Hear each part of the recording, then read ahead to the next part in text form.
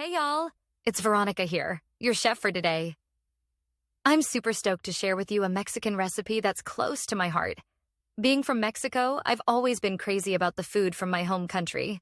Today, I'm going to show you how to whip up some cheese quesadillas, a classic and totally delicious dish. Here's what you're going to need.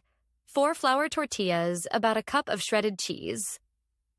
Cheddar or Monterey Jack work great.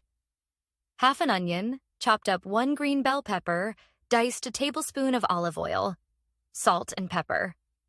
Now let's get cooking. Heat up that oil in a skillet over medium heat. Toss in the onion and bell pepper and cook them until they're soft. Slap a tortilla in the pan. Pile on the cheese and veggies on 1/2.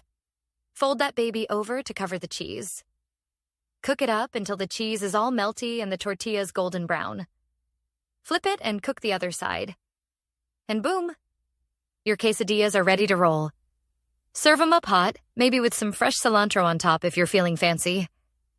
Thanks for watching, folks. Don't forget to smash that subscribe button for more awesome recipes.